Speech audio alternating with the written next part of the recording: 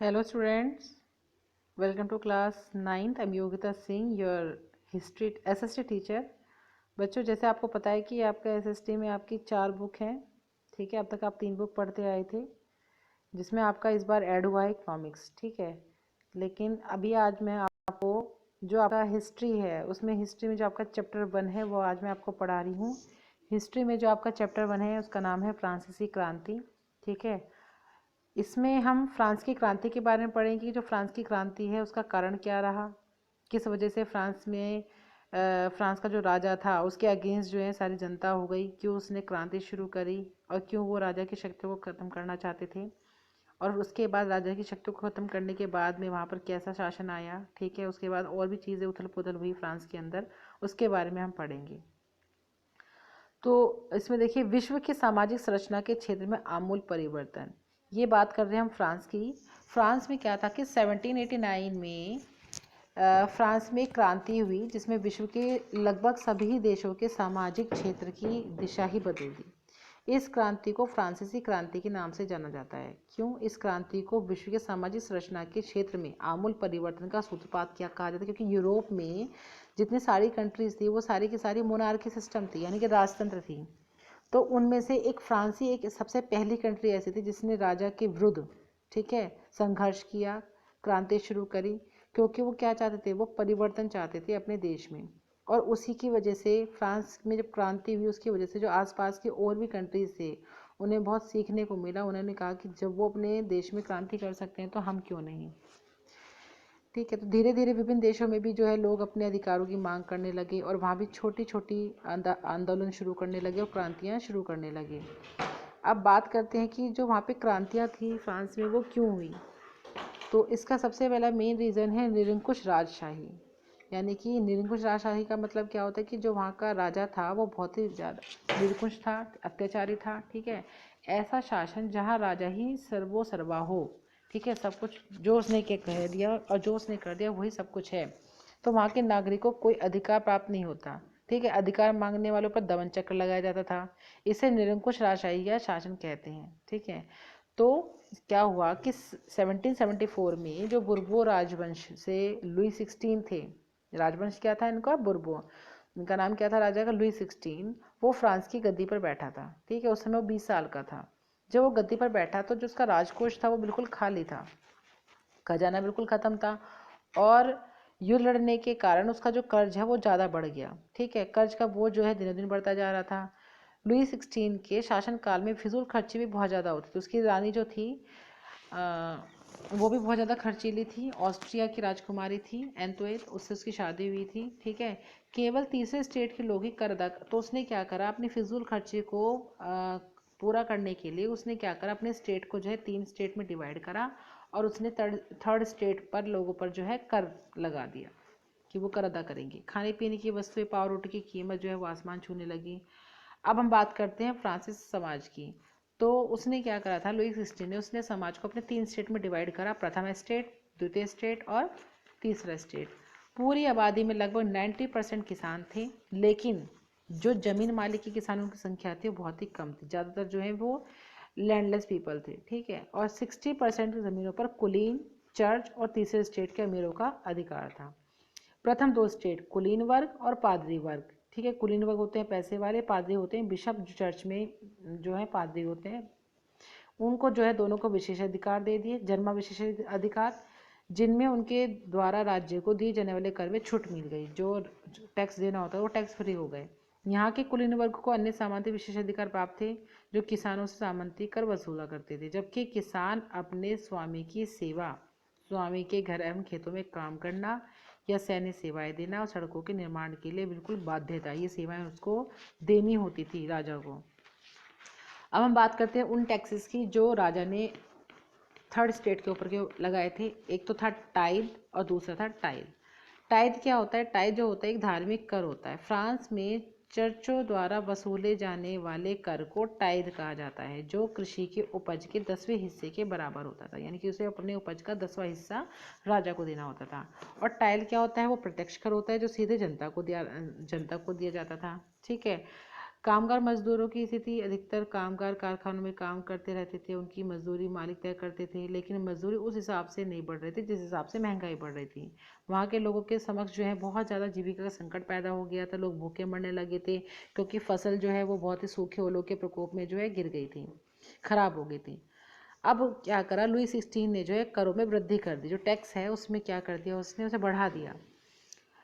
Louis 16 के कर बढ़ाने के कारण क्या थे, एक तो खाने पीने की वस्तुओं में महंगाई, ठीक, फ्रांस की जनसंख्या में वृद्धि, सरकार पर कर्ज का बोझ, वित्तीय संसाधन में कमी और बार बार युद्ध की मार।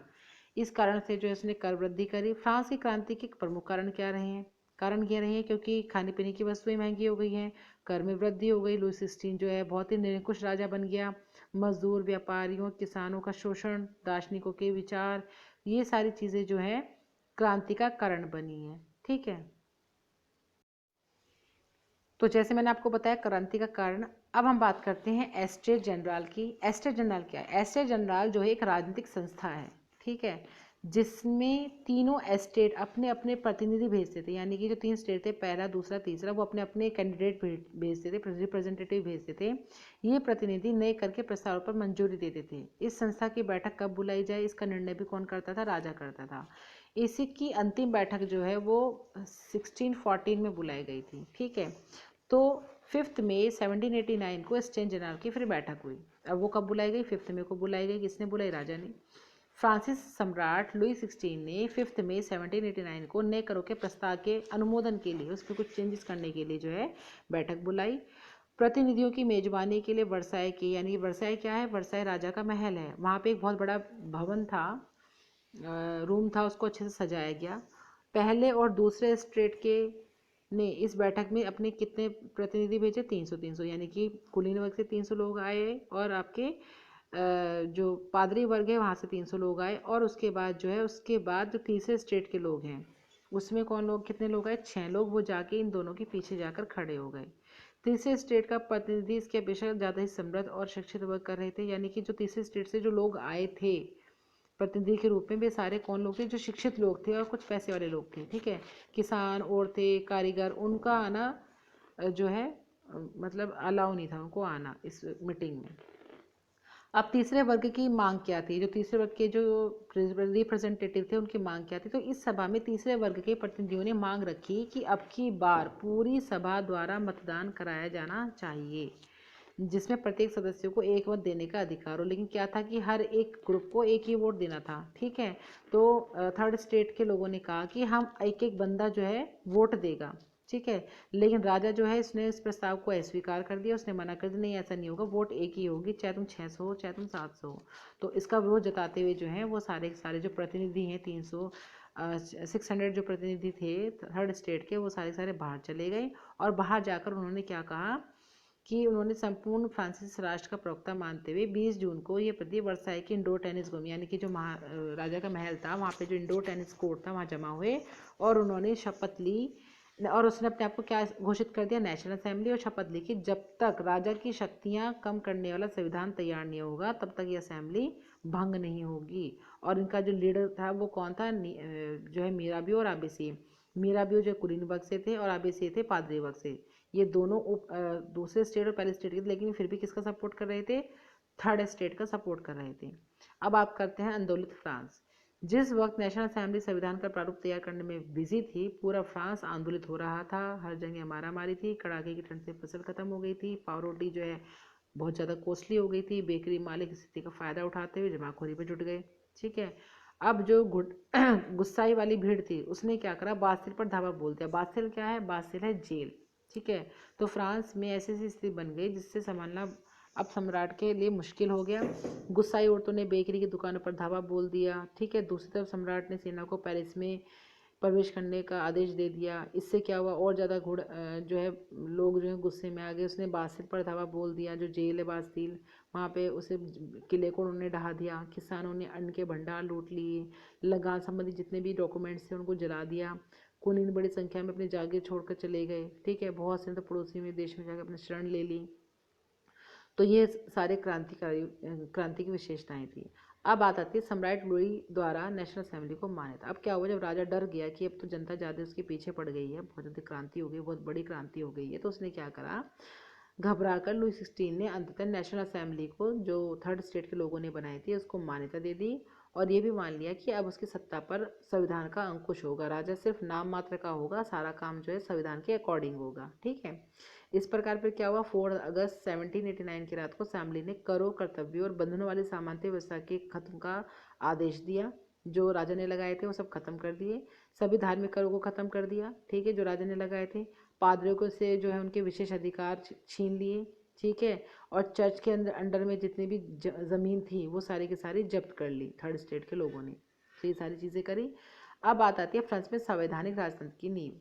कौन सी सरकार बनी? संवैधानिक राजतंत्र, यानी कि राजा भी है लेकिन संविधान भी है, राजा सिर्फ नाम मात्र का है। 1791 में नेशनल असेंबली द्वारा संविधान का प्रारूप पूरा किया गया जाने के बाद सत्ता एक व्यक्ति के हाथ में केंद्रित होने के बजाय अब किस में चेंज हो गई? वो जो विभिन्न शक्तियां हैं, कौन कौन सी? विधायिका, कार्यपालिका और न्यायपालिका, इसमें डिवाइड हो गई। ठीक है, इस प्रकार फ्रांस में संवैधानिक राजतंत्र की नींव पड़ी। इस नए संविधान का मुख्य उद्देश्य था सम्राट की शक्तियों को सीमित करना। सन 1791 के संविधान में कानून बनाने का अधिकार नेशनल असेंबली को सौंप दिया गया। यह नेशनल असेंबली अप्रत्यक्ष रूप से चुनी जाती थी। अब इसमें सक्रिय नागरिक थे। सक्रिय नागरिक कौन थे? एक नए संविधान के अनुसार फ्रांस की 2.8 करोड़ की जनसंख्या में लगभग 40 लाख लोगों को मताधिकार प्राप्त था, जिसमें सक्रिय नागरिक कहा जाता है, यानी कि जो पढ़े लिखे लोग थे, ठीक है, समृद्ध लोग थे, उनको वोट देने का अधिकार था। ठीक है, जो कम से कम 3 दिन की मजदूरी के बराबर कर चुकाते हों, इस ऐसे लोगों को जो है वोट देने का अधिकार था। वो नेशनल असेंबली के भी सदस्य थे। ठीक है, अब निष्क्रिय यानी पैसिव नागरिक कौन थे? जिसमें 30 लाख पुरुषों, महिलाओं और 25 वर्ष से कम उम्र के व्यक्तियों को मत वोट देने का जो है अधिकार नहीं था, उन्हें निष्क्रिय नागरिक कहा जाता है। हम बात करते हैं विधायिका द्वारा कार्यपालिका पर नियंत्रण कैसे था।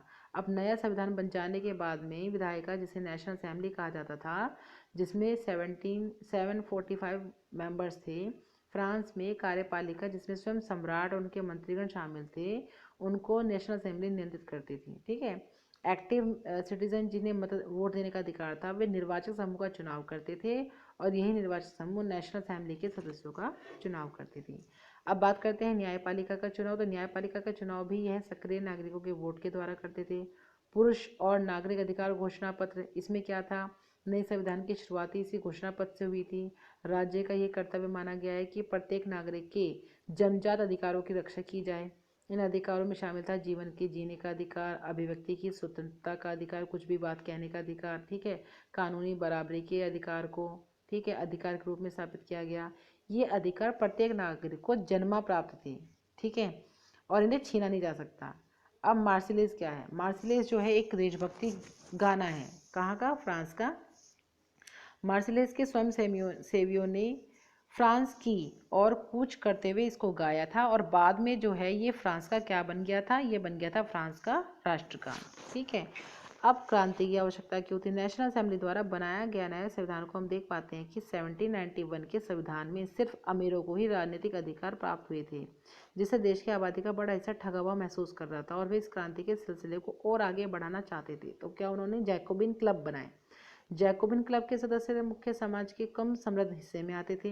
ठीक है, इसमें छोटे दुकानदार, कारीगर, जूता बनाने वाले, पेस्ट्री बनाने वाले, घड़ी साज करने वाले, छपाई करने वाले, नौकर, दिहाड़ी मजदूर, ठीक है, ये लोग थे। उनको भाई जो वोट देने का अधिकार था तो वो तो अमीर लोगों को था, तो ये भी क्या चाहते थे? ये भी अपना अधिकार चाहते थे वोटिंग में। ठीक है, और इन सब के नेता कौन थे? इनके नेता थे मैक्समिलियन रॉबस्पियर। इन्होंने कौन सी क्लब बनाया था? Jacobin club. अब जैकोबिन क्लब के सदस्यों का पहनावा क्या था? जैकोबिन क्लब के एक बड़े वर्ग ने गोदी कामगारों की तरह जो है लंबी धारीदार वाली पतलून पहनने का निश्चय किया। ऐसा उन्होंने समाज के फैशन प्रस्त वर्ग, खास तौर से घुटने तक पहने जाने वाले ब्रिचेस पहनने वाले वुफलिनों से खुद को अलग करने के लिए यह ब्रिचेस बनाने वाले कुलीनों की सत्ता समाप्त करने के ऐलान का उनका तरीका था। यही कारण है कि जैकोबिन को सो कुलांत के नाम से भी जाना जाता है। सो कुलांत पुरुष लाल रंग की टोपी भी पहनते थे जो स्वतंत्रता का प्रतीक था, लेकिन महिलाओं को ऐसा करने की अनुमति नहीं थी। सो कुलांत का मतलब क्या होता है? सो कुलांत का शाब्दिक अर्थ होता है बिना घुटने वाले। ठीक है,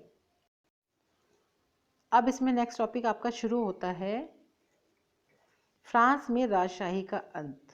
राजशाही थी, ठीक है, संवैधानिक राजतंत्र था। अब वो जो राजतंत्र था वो भी खत्म हुआ। कैसे खत्म हुआ? सन 1792 की गर्मियों में जैकोबिन ने खाद्य पदार्थों की महंगाई और अभाव में निराश पेरिस वासियों को लेकर एक विशाल हिंसक विद्रोह की योजना बनाई। 10 अगस्त की सुबह उन्होंने ट्यूटोरियल के महल पर दावा बोल दिया। राजा के रक्षकों को मार डाला गया और खुद राजा को कई घंटों तक बंधक बनाया रखा गया। बाद में असेंबली ने शाही परिवार को जेल में डाल डालने का प्रस्ताव किया। नए चुनाव कराए गए। 21 से अधिक उम्र वाले पुरुष, चाहे वे संपत्ति हो या ना हो, को मतदान देने का अधिकार दिया गया। फिर उसके बाद 21 सितंबर 1792 को इसने राजतंत्र का अंत कर दिया और फ्रांस को एक क्या कर दिया, पूरा गणतंत्र बना दिया। यानी कि जो संवैधानिक राजतंत्र था फ्रांस, वो क्या बन गया, राजा का अंत करके पूरा गणतंत्र बन गया। ठीक है, अब फ्रांस में होती है गणतंत्र की घोषणा। कब हुई? 21 सितंबर 1792 को फ्रांस को एक गणतंत्र घोषित कर दिया गया, जिसमें इसकी घोषणा नवनिर्वाचित असेंबली ने की, जिसको कन्वेंशन का नाम दिया गया। अब क्या होता है, लुई 16 की मौत होती है। वो कैसे होती है? लुई 16 को न्यायालय द्वारा देशद्रोह के आरोप में मौत की सजा सुनाई जाती है। 21 जनवरी 1793 को प्लेस डी लॉ कॉन्कॉर्ड में उसे सार्वजनिक सबके सामने ही जो है फांसी की सजा दे दी जाती है। और जल्द ही रानी एंटोनेट के साथ भी ऐसा ही होता है। मैरी एंटोनेट कौन थी? उसकी रानी थी। देशद्रोह का मतलब क्या होता है? यानी कि अपने देश या सरकार के साथ विश्वासघात करना, इसे क्या बोलते हैं? देशद्रोह। अब हम बात करते हैं मैक्समिलियन रॉबस्पियर। ये भी एक बहुत बड़े करेक्टर थे, इनके बारे में पूछ लेते हैं। मैक्समिलियन रॉबस्पियर कौन थे? वो एक जैकोबिन क्लब का नेता था। फ्रांस में गणतंत्र की स्थापना के बाद रॉबस्पियर की सरकार बनी, जिसमें नियंत्रण एवं दंड नीति की अपनाई गई। वह अपनी नीतियों की इतनी सख्ती से लागू किया कि उसके समर्थक भी जो है त्राई त्राई करने लगे। यानी कि मैक्समिलियन रॉबस्पियर शासन में आया फ्रांस के, ठीक है, लेकिन उसका शासन जो है इतना सख्त था कि जो उसके फॉलोवर्स थे वो भी हाहाकार मचाने लगे। किसके अगेंस्ट हो गए? रॉबस्पियर के। क्यों? अंत जुलाई 1794 में न्यायालय द्वारा उसे भी दोषी ठहराया गया और गिरफ्तार करके अगले दिन गिलोटिन की मशीन पर चढ़ा दिया गया। गिलोटिन एक मशीन है जिसमें सर को धड़ से अलग किया जाता है, और ऐसे ही रॉबस्पियर भी करता था। कोई भी अगर रॉबस्पियर के खिलाफ आवाज़ उठाता था तो रॉबस्पियर क्या करता था, उसी व्यक्ति को जो है गिलोटिन से सर धड़ से अलग कर देता था। तो जब इतना हो गया तो लोग उसके खिलाफ हो गए और न्यायालय द्वारा उसे दोषी ठहराकर जो है उसे भी ऐसे मारा गया। जैकोबिन रॉबस्पियर के सन 1793 से लेकर 94 एक साल तक उसने राज किया फ्रांस पर, लेकिन वो राज जो है एक आतंक का राज के नाम से जाना जाता है। ठीक है, तो आतंक के राज के नाम से इसमें क्वेश्चन पूछा जाता है। अच्छा, गिलोटिन क्या है? गिलोटिन जो है दो खंभों के बीच में लटकती हुई आरे वाली मशीन थी, जिसमें रखकर अपराधी का सर जो है धड़ से अलग कर दिया जाता था। अब बात करते हैं फ्रांस में जैकोबिन का शासन यानी आतंक राज कैसे आया। जैकोबिन का जो शासन है 1793 से लेकर 94 के शासन के बीच में रहा। इसे आतंक का युग भी कहा गया। मैक्समिलियन रॉबस्पियर था राजा। यह शासन का आतंक राज इसलिए कहा गया क्योंकि उसने नियंत्रण एवं दंड सख्त नीति अपनाई थी। गणतंत्र के शत्रु अथवा उसके राजनीतिक विरोधी और उनके कार्यशैली से असहमति रखने वाले पार्टी सदस्य को सभी को गिरफ्तार करके जेल में डाल दिया जाता था। एक क्रांतिकारी न्यायालय द्वारा उस पर मुकदमा चलाया जाता था और दोषी पाने पर गिलोटिन पर चढ़ा दिया जाता था। रॉबस्पियर ने सरकार ने कानून बनाकर मजदूरी एवं कीमतों की अधिकतम सीमा कर दी थी। गोश्त और पाव रोटी की राशनिंग कर दी थी। ठीक है, किसानों को अपना अनाज शहर में ले जाने सरकार द्वारा तय कीमत बेचने के लिए बाध्य कर दिया। अपेक्षाकृत महंगे सफ़ेद आटे के इस्तेमाल पर रोक लगा दी। सभी नागरिकों के लिए साबुत गेहूं से बने और बराबरी का प्रतीक माने जाने वाली समता रोटी अनिवार्य कर दी।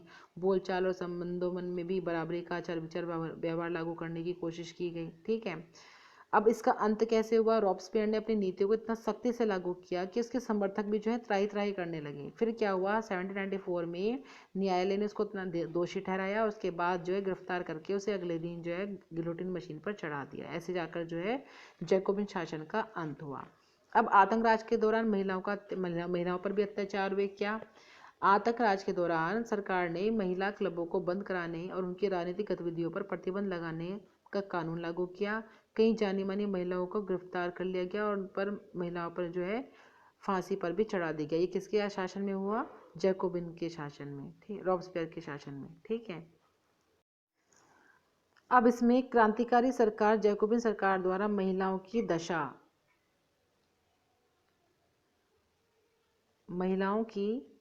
दशा सुधार के लिए क्या किया गया? सरकारी विद्यालयों की स्थापना की गई। ठीक है, लड़कियों के लिए स्कूली शिक्षा अनिवार्य कर दी गई। पिता उनकी मर्जी के खिलाफ उनकी शादी नहीं कर सकते थे। शादी को स्वैच्छिक अनुबंध माना गया। नागरिक कानून के तहत उनका पंजीकरण किया जाने लगा। इस कानून में तलाक को कानूनी रूप दे दिया। इस कानून के अनुसार महिलाएं व्यावसायिक प्रशिक्षण से ले सकती थी, कलाकार बन सकती थी और छोटे मोटे व्यवसाय चला सकती थी। तो ये सारे उनके लिए सुधार किए गए। जैकोबिन सरकार का क्रांतिकारी सामाजिक सुधार क्या था? दास प्रथा को खत्म कर दिया गया और सुधार किए गए। महिलाओं के जीवन में सुधार किया गया, उन्हें शिक्षा और व्यवसाय में सुधार किए गए। डायरेक्टरी क्या है? जैकोबिन सरकार के पतन के बाद में जो है फ्रांस के नए संविधान को चुनी गई परिषदों को प्रावधान किया गया। ये परिषद 5 सदस्यों वाली एक कार्यपालिका के नियुक्त किया, जिसे डायरेक्टरी कहा जाता था। ठीक है। फ्रांस के सरकार के स्वरूप में 3 प्रेरक आदर्श भी हैं: स्वतंत्रता, विधि समानता और बंधुत्व। फ्रांस सरकार के स्वरूप में 3 मूल्य थे जो प्रेरक आदर्श थे और फ्रांस ही नहीं बल्कि यूरोप के राजनीतिक आंदोलन को भी प्रेरित किया। फ्रांसीसी क्रांति के दौरान जैकोबिन क्लब के सदस्यों के द्वारा अपनाए गए इन परिधानों की शैली क्या थी? जैकोबिन के बड़े वर्ग के लोग जो है गोदी का काम करो की तरह जो है लंबी धारदारी पतलून पहनते थे। ऐसा उन्होंने समाज के फैशन पर खासतौर से घुटने तक पहनने वाली बेचस के पहनने वाले कुलीन से खुद को अलग करने के लिए उन्होंने किया था। ठीक है, ये तो मैंने आपको पहले भी समझा दिया था। अब हम बात करते हैं अंतिम रूप से दास प्रथा का उन्मूलन कैसे हुआ। कि नेशनल असेंबली में लंबी बहस के बाद जो है व्यक्ति के मूलभूत अधिकारों, उपनिवेश में रहने वाली प्रजा सहित समस्त फ्रांसीस प्रजा को प्रदान की जाने जाए या नहीं, परंतु दास व्यापार पर निर्भर व्यापारियों के विरोध में बहस से नेशनल असेंबली में कोई कानून पारित नहीं किया। अंतिम रूप से दास प्रथा का जो है फिर उन्मूलन कर दिया गया। और वो कब खत्म हुआ दास प्रथा? वो खत्म हुई आपकी 1848 में। अब सेंसरशिप की समाप्ति कैसे हुई? बासिल जब जेल जो है जब उसे खत्म कर दिया गया तो 1789 की गर्मियों में जो सबसे महत्वपूर्ण कानून अस्तित्व में आया वो था सेंसरशिप की समाप्ति। सेंसरशिप क्या होता है? राजा जो अपनी मर्जी से सब कुछ छपवाता था। ठीक है, उसके अगेंस्ट अगर कोई चीज़ छपती थी वो उसको मार देता था। तो जो ये सेंसरशिप है प्राचीन राजतंत्र के अंतर्गत तमाम लिखित सामग्री और सांस्कृतिक गतिविधियों, किताब, अखबार, नाटक को राजा के सेंसर अधिकारों के द्वारा पास किए जाने के बाद ही प्रकाशित या मंचित किया जाता था। लेकिन अब अधिकारों के घोषणा पत्र ने भाषण और अभिव्यक्ति की स्वतंत्रता दे दी। परिणाम स्वरूप फ्रांस के शहरों में अखबार, पर्चे, पुस्तकें छपी, वही तस्वीरों की बाढ़ सी आ गई और सब लोग जो अपनी मर्जी से जो है अखबार छापने लगे, पुस्तकें छापने लगे, अपने विचारों को रखने लगे और ये चीज़ जो है गाँव देहात तक पहुँच गई। नेपोलियन का व्यक्तित्व कैसा था? नेपोलियन बोनापार्ट की गिनती विश्व के एक महान सेनापति में की जाती है। वो बहुत ही परिश्रमी, इरादे का पक्का, तलवार का धनी और बहुत वीर सैनिक था। जब पहली बार उसे इटली की फ्रांस में सेना का कमांडर बनाकर भेजा तो उसने अपनी मधुर वाणी से सैनिकों को एक अद्भुत जोश भर दिया। बुरी दशाओं और संघर्ष में भी उस सैनिक द्वारा साथ देते थे। असंभव शब्द उसके शब्दकोश में था ही नहीं। वह एक महान सेनापति ही नहीं बल्कि एक कुशल राजनीतिक और शासक भी था। अब उसका फ्रांस में उदय होता है कैसे? नेपोलियन बोनापार्ट का जन्म जो है 1769 में रोम सागर के द्वीप कोर्सिका की राजधानी अर्जेसिया में हुआ था। वह असाधारण प्रतिभा का स्वामी था। उसने पेरिस के फौजी स्कूल में शिक्षा प्राप्त कर सेना में भर्ती हुआ और असीम वीरता, साहस और सैनिक योग्यता द्वारा उन्नति कर सेनापति बन गया। उसने ब्रिटेन, ऑस्ट्रिया और सार्डिनिया की विरुद्ध विजय प्राप्त की। उसके बाद डायरेक्टरी का प्रथम बना और थोड़े समय के बाद फ्रांस का सम्राट बन गया। उसने अपनी योग्यता और कुशलता में फ्रांस में शांति व्यवस्था स्थापित की। अब नेपोलियन की मृत्यु कैसे होती है? नेपोलियन बोनापार्ट जो बहुत ही महत्वाकांक्षी व्यक्ति था, उसने दूसरे यूरोपियन देशों पर विजय प्राप्त करने के लिए आक्रमण कर दिया। लेकिन क्या हुआ? 1815 में वाटरलू के युद्ध में उसे हार का मुंह देखना पड़ा, क्योंकि जो फ्रांस के आसपास की जो कंट्री जिसमें राजतंत्र था, तो वहाँ के राजाओं ने देखा कि जो नेपोलियन है वो अपना फ्रांस पर पूरा दबदबा बनाना चाहता है। ठीक है, तो इसी वजह से जो है उनके आसपास के राजाओं ने उस पर हमला कर दिया और वो युद्ध था वाटरलू का, जिसमें वो हार गया। उसे बंदी बनाकर सेंट हेलेना द्वीप में भेज दिया गया। 1821 ईस्वी में उसकी मृत्यु हो गई और यह फ्रांस के एक परम वीर योद्धा का दुख का अंत था। और उसके बाद जो है फ्रांस जो है दोबारा जो है बुर्बो डायनेस्टी के हाथों में आ गया, यानी कि दोबारा से वहाँ पर राजतंत्र आ गया बुर्बो के हाथों में। ठीक है, तो बच्चों ये मैंने आपको मेन टॉपिक बहुत अच्छे से आपको समझाए हैं। आप पहले बुक पढ़ेंगे अच्छे से, उसके बाद मेरी वीडियो को देखेंगे और ध्यान से इस चैप्टर को समझेंगे। Thank you, have a nice day.